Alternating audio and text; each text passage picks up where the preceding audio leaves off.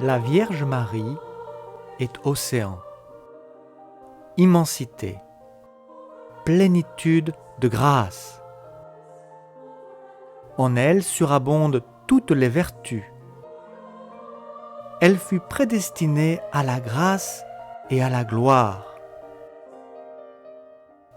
Après Jésus, elle est la plus innocente, la plus sage de tous les êtres humains, et ce qu'il y a de plus beau dans toute la création. Le Cantique des Cantiques nous dit : « Tu es toute belle, ma bien-aimée, et sans tache aucune. » Marie a une relation unique avec la Sainte Trinité. Elle est la fille préférée de Dieu le Père, l'épouse de l'Esprit Saint et la mère de Jésus-Christ, le Verbe incarné de Dieu. Marie est si proche de Dieu que c'est un mystère. Elle a coopéré pleinement à l'œuvre rédemptrice de son Fils, et sur la croix, le Christ l'a proclamée notre mère. En Marie, nous sommes frères et sœurs de Jésus. Le Christ est venu sur terre par Marie, et c'est sa volonté que nous allions à lui à travers elle. Marie est le chemin le plus court pour aller à Jésus. Dans le livre de la Genèse se trouve la prophétie de la femme qui écrasera la tête du serpent infernal qui causa la chute de nos premiers parents.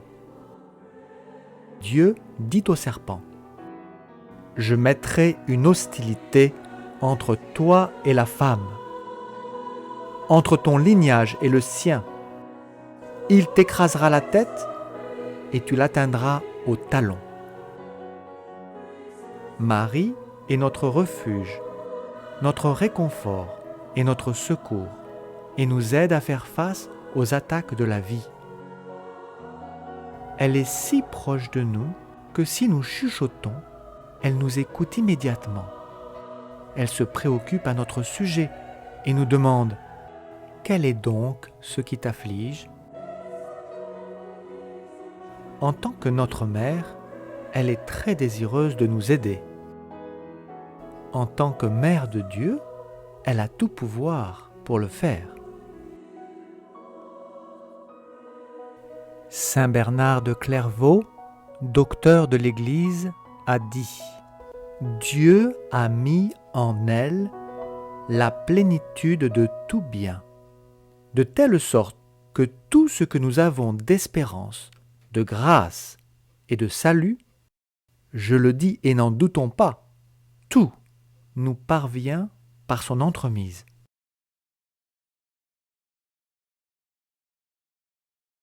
Son Fils Jésus ne lui refuse jamais ses prières. Marie est mère de l'Église, qui est le corps mystique de Jésus-Christ. Depuis l'époque de Jacob, on parlait de la venue du Messie. Jacob avait prédit avant sa mort : le sceptre ne s'éloignera pas de Juda, ni le bâton de chef d'entre ses pieds, jusqu'à ce que le tribut lui soit apporté et que les peuples lui obéissent. Au temps du roi Hérode, le peuple d'Israël pressentait que l'arrivée du Messie était imminente. Puis vint le jour mémorable. Alors que Marie était en prière, elle reçoit la visite de l'ange Gabriel. Le messager de Dieu dit à celle dont il sait qu'elle sera couronnée la reine des anges : « Réjouis-toi, comblée de grâce, le Seigneur est avec toi. Voici que tu concevras dans ton sein et enfanteras un fils, et tu l'appelleras du nom de Jésus. il sera grand et sera appelé Fils du Très-Haut. Le Seigneur Dieu lui donnera le trône de David. Il régnera sur la maison de Jacob pour les siècles, et son règne n'aura pas de fin. Marie dit à l'ange, « Comment cela sera-t-il, puisque je ne connais pas d'homme ?» L'ange lui répondit, « L'Esprit Saint viendra sur toi, et la puissance du Très-Haut te prendra sous son ombre. C'est pourquoi l'être saint qui naîtra sera appelé Fils de Dieu. » Marie dit alors, « Je suis la servante du Seigneur, qu'il m'advienne selon ta parole. » Et le Verbe de Dieu s'est fait chair et a habité parmi nous. Dès cet instant, Marie est mère de Dieu. Dieu s'est incarné en Marie, le Messie promis, le Rédempteur du monde, qui a complètement changé notre destin. Quel honneur pour la Vierge Marie, quel honneur pour nous. Ce prodige nous rappelle la consécration lors de la messe.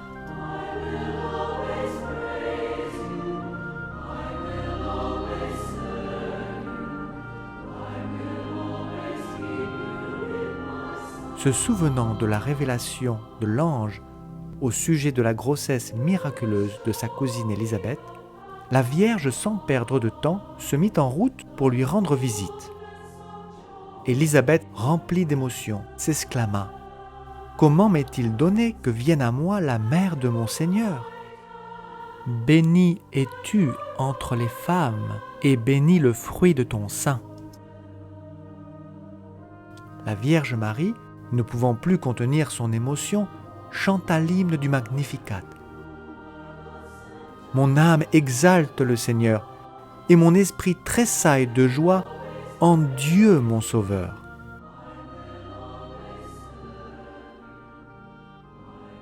Et au point culminant de l'histoire de l'humanité, Dieu, à travers Marie, a habité parmi nous. Le reste appartient à l'histoire. Toutes les générations la disent bienheureuse.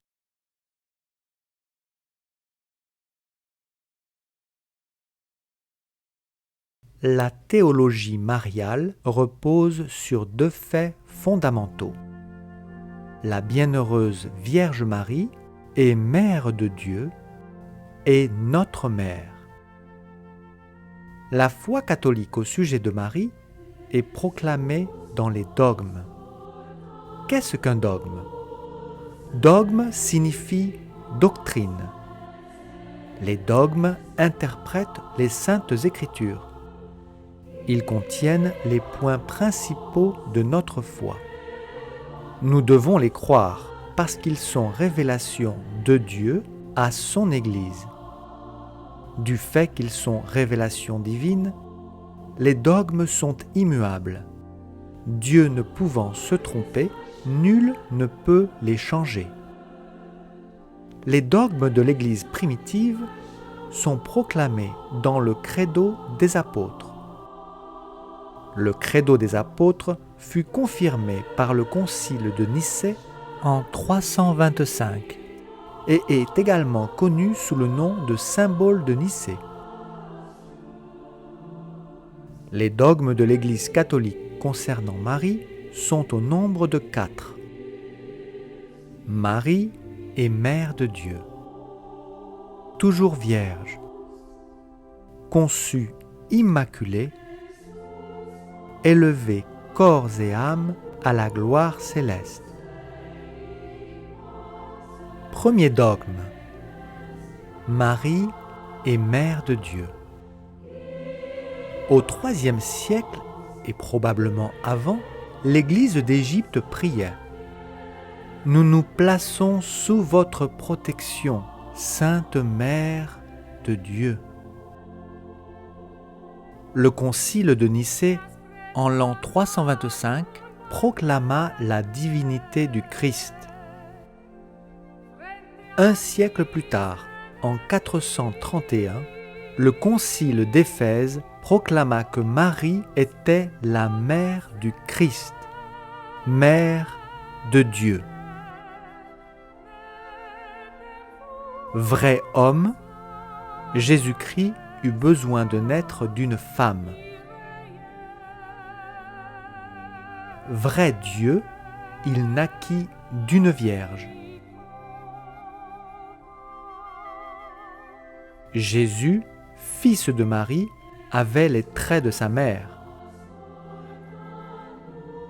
Il était vrai homme, tout en étant Dieu.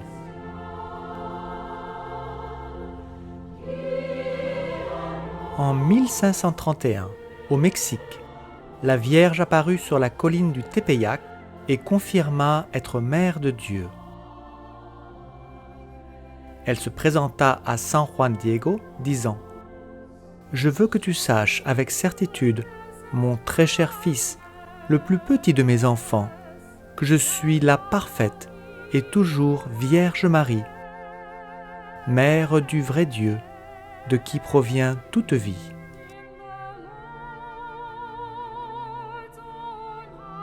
Le second dogme, la virginité perpétuelle de Marie. Sa virginité est clairement exprimée dans la Bible et la Sainte Tradition. Dans l'Ancien Testament, elle apparaît prophétisée par Isaïe et Ézéchiel.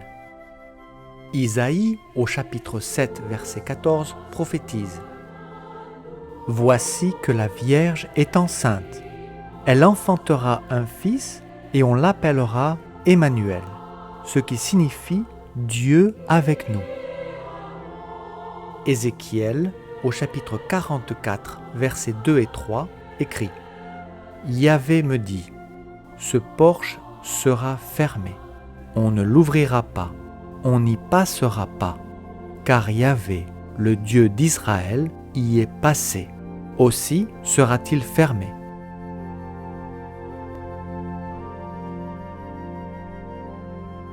Marie fut appelée toujours Vierge dès les premiers jours du christianisme. Vierge avant la naissance, pendant la naissance et après la naissance de Jésus. La virginité de Marie fut reconnue par les apôtres. Je crois en Jésus-Christ, né de la Vierge Marie. Sa virginité est proclamée dans les évangiles de Saint Matthieu et Saint Luc. Saint Matthieu répète les paroles d'Isaïe. « Voici que la Vierge concevra et enfantera un fils. » Saint Luc redit les paroles de la Vierge. « Comment cela sera-t-il, puisque je ne connais pas d'homme ?» Certains des réformateurs protestants comme Martin Luther n'ont pas nié la virginité perpétuelle de Marie. Dans le Coran, notre Sainte Mère est décrite comme la Vierge, toujours vierge. Cette doctrine fait partie des enseignements des églises orthodoxes et leur liturgie l'invoque comme la toujours vierge. Le fait que la mère de Jésus vécut dans la virginité perpétuelle, physiquement et moralement, est un article de foi. Le deuxième concile de Constantinople déclara sa virginité perpétuelle en l'an 553. Ce dogme a été réaffirmé par le concile de Latran en 649. Furent fervents défenseurs de sa virginité Saint Ignace d'Antioche au IIe siècle, Origène et saint Irénée au IIIe siècle, saint Ambroise et saint Jérôme au IVe siècle. La virginité perpétuelle de Marie ne fut pas mise en doute avant le XVIIIe siècle. C'est alors qu'apparurent les rationalistes qui nièrent tout ce qui était surnaturel et miraculeux.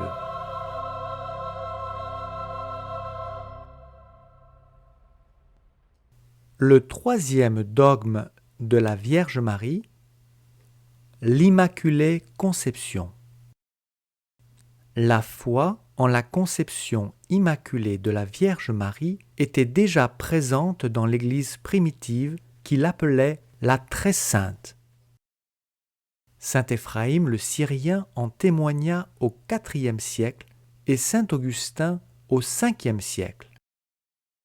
La Vierge Marie fut créée immaculée, parfaite, sans tache, sans souillure, sans aucun défaut, et demeura ainsi toute sa vie.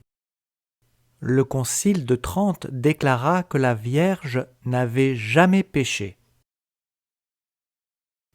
Le saint curé d'Ars, saint Jean-Marie Vianney, disait que Marie est la seule créature à n'avoir jamais offensé Dieu. Dans l'ordre surnaturel, ce qui est souillé, sali, est distant, séparé de Dieu. Il est impossible de penser que la fille bien-aimée de Dieu le Père, l'épouse de Dieu le Saint-Esprit et mère de Dieu le Fils, puisse avoir été séparée de Dieu même pour un instant, comme conséquence du péché originel. En Marie, il y eut toujours beauté, transparence et innocence. Marie fut créée d'une manière singulière. En effet, dans la ligne directe de Dieu le Père, Dieu le Fils, Dieu le Saint-Esprit et Marie, il ne pouvait rien y avoir de défectueux. Pour être en complète union avec la Sainte Trinité, la Vierge possédait la vérité parfaite et était exempte des 3 malédictions qui affligent les êtres humains déchus. Manger à la sueur de son front, enfanter dans la douleur, retourner à la poussière. Marie conçut sans corruption. Elle vécut sa grossesse dans la consolation et donna naissance dans une joie ineffable.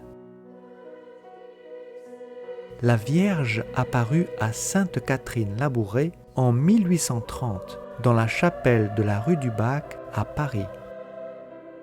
Et autour d'elle apparut en lettres d'or « Ô Marie, conçue sans péché, priez pour nous qui avons recours à vous. »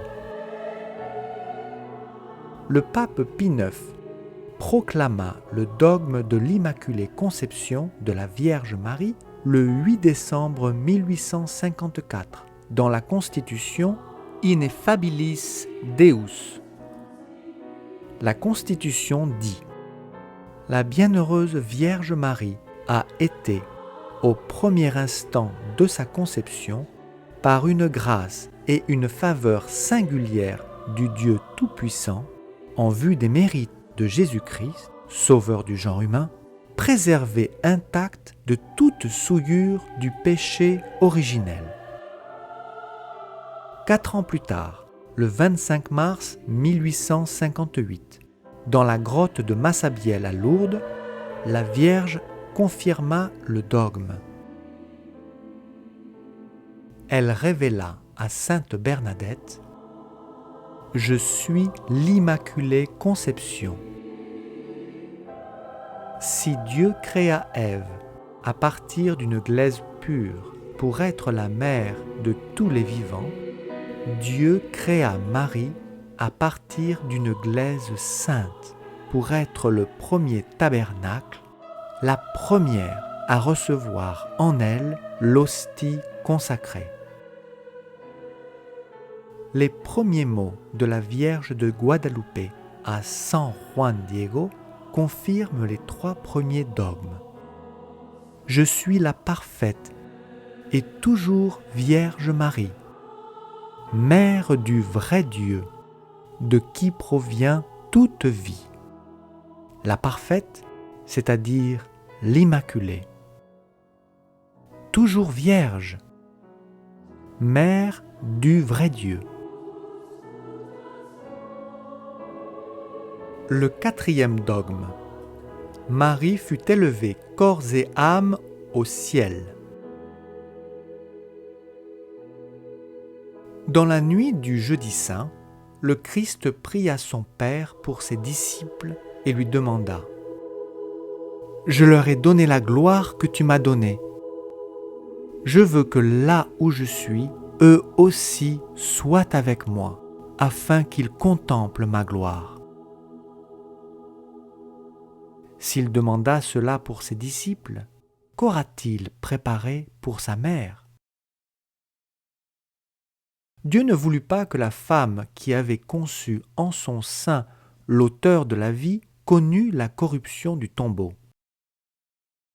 L'Assomption de Marie au ciel est une exigence de son immaculée conception, de sa sublime dignité de mère de Dieu et de l'amour de son divin Fils.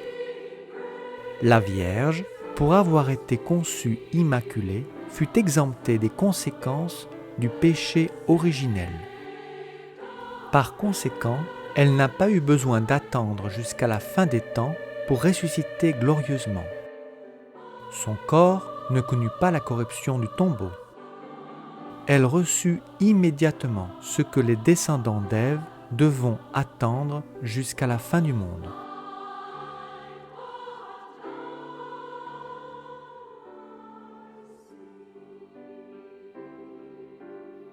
Le dogme de l'Assomption de la bienheureuse Vierge Marie fut proclamé par le pape Pie XII le 1er novembre 1950 dans le document Munificentissimus Deus. Le document proclame : nous prononçons, déclarons et définissons comme un dogme divinement révélé que l'Immaculée Mère de Dieu, la Vierge Marie, après avoir achevé le cours de sa vie terrestre, fut élevée corps et âme à la gloire céleste. Le pape Benoît XVI déclara que l'Assomption de Marie nous rappelle que le ciel n'est pas loin de nous. L'Assomption de la Vierge est une grâce pour le monde entier et inaugure l'Assomption de l'humanité tout entière en Dieu.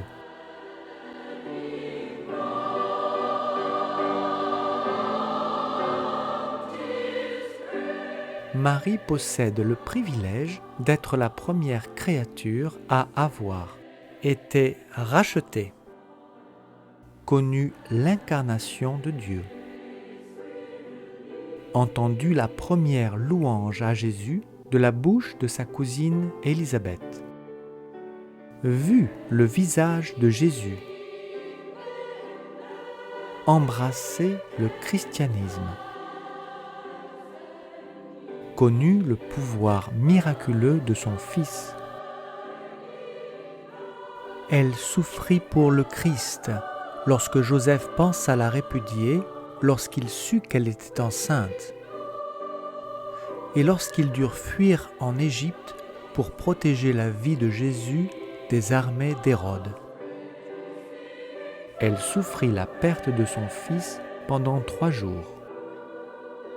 Elle souffrit plus que quiconque la passion douloureuse de Jésus. Au pied de la croix, elle reçut son corps sans vie. C'est alors qu'elle connut la plus grande solitude de sa vie. J'imagine que notre Rédempteur incapable de supporter plus longtemps l'agonie de sa mère, lui est apparu aussitôt que possible à l'aube du dimanche de Pâques.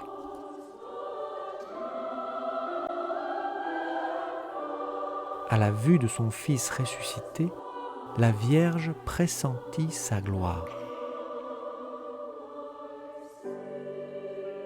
Marie est la mère du Roi des rois et du Seigneur des seigneurs.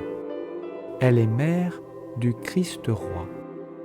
Dieu l'orna, brillante comme le soleil.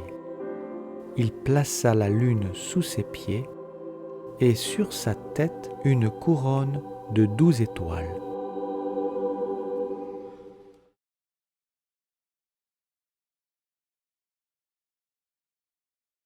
Notre Rédempteur promit d'être avec nous tous les jours jusqu'à la fin du monde. Et la Vierge Marie ne nous abandonne pas non plus. Elle continue à collaborer étroitement à l'œuvre de son Fils. Elle est apparue dans presque tous les pays du monde. Rares sont les nations qui n'ont pas une dévotion mariale.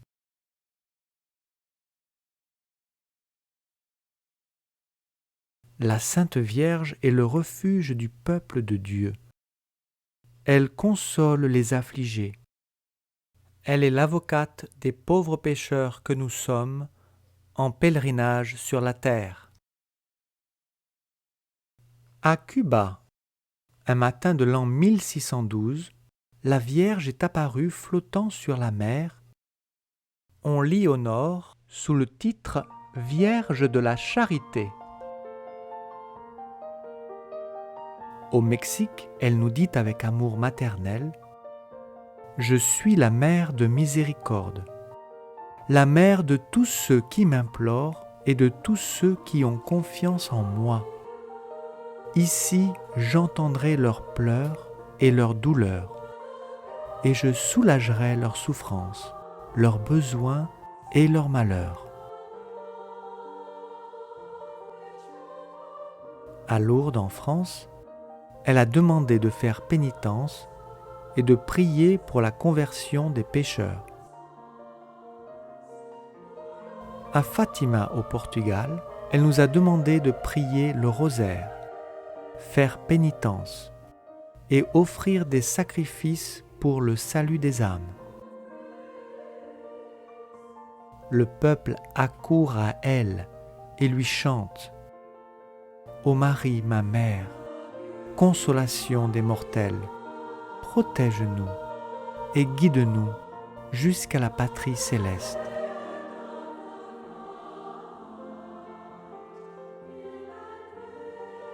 De quel soin nous entoure-t-elle? Avec quel amour nous écoute-t-elle et nous conduit-elle vers son Fils?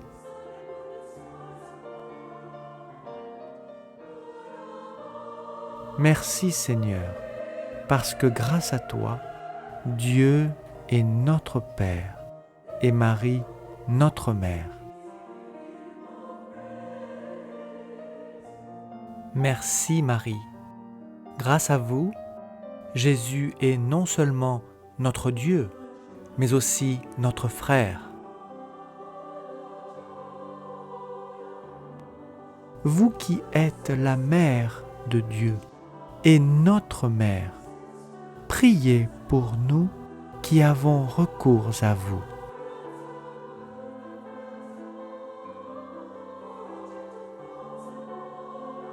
Sur la terre promise a poussé un bourgeon du ciel, ayant pour nom Vierge Marie, qui le jour de Noël nous a donné celui qui tous nos désirs rassasierait. Parle-nous d'elle, Seigneur. Dis-nous, de quelle manière l'as-tu créée? Dis-nous avec quel amour cette rose du ciel tu as choisie. Tu es Dieu. Dis-nous comment cette créature, reflet de ta tendresse, d'amour divin as-tu comblé. Ô Seigneur, combien tu nous aimes, toi qui, ta propre mère, nous a donné une parcelle de ton âme, dans notre âme as-tu greffé. Puissé-je aimer comme toi, celle qui, étant ta mère, est aussi la mienne. En elle, tu t'es fait mon frère, et tu demeures mon Dieu.